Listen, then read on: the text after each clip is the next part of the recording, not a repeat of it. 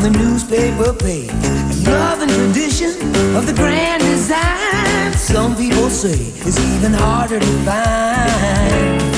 Well, then there must be some magic clue inside these gentle walls, 'cause all I see is a tower of dreams, real love bursting out of every scene. As days go by, we're gonna fill our house with happiness. Moon may cry, but we'll smother the blues with tenderness. Days go by, there's room for you, room for me, for gentle hearts and opportunity. As days go by, it's the bigger love of the family.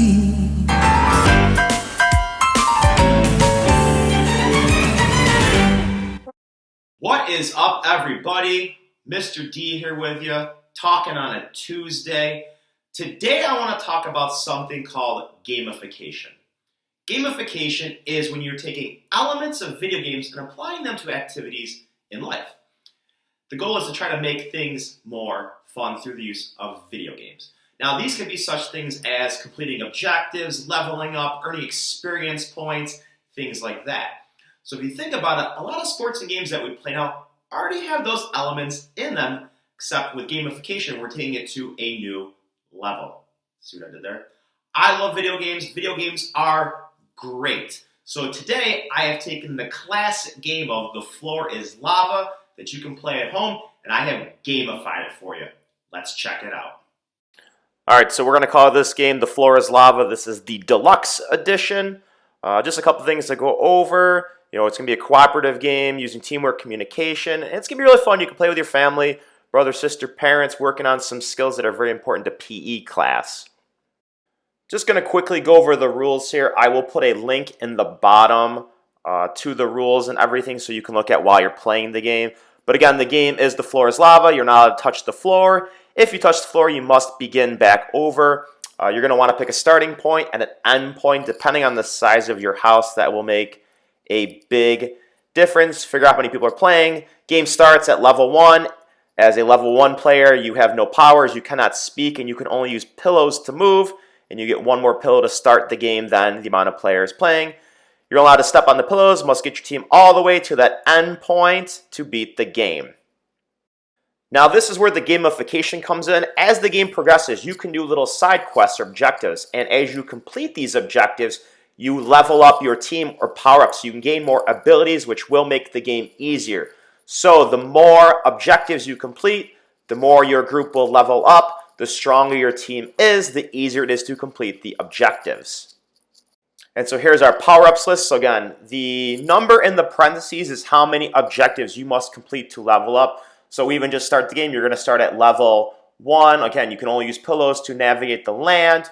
Once you complete one objective, you will upgrade to level 2. You can then use an ability called the spoken word, so your team is now allowed to talk. So as you can see, the more objectives you complete, the more you level up, the more powers you get, which will help you defeat the game easier. So just like any other game, you don't have to do these side quests. You do not have to power up. It's up to you. But in order to completely defeat the game, you want to beat that main objective, which is getting your team from the start to the finish, and then also complete every one of those objectives. So again, it's up to you how much you want to do, how far you want to go. Well, now let's take a look at how this game plays out.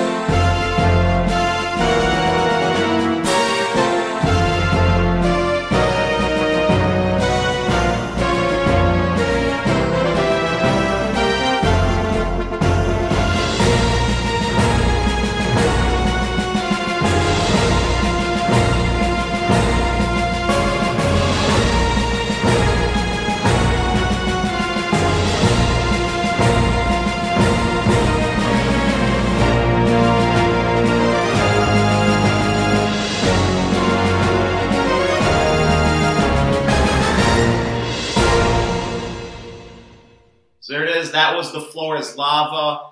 It's going to be more difficult than you think. I allowed the kids about 3 to 5 minutes to kind of plan out what they want to do, kind of like what we've done.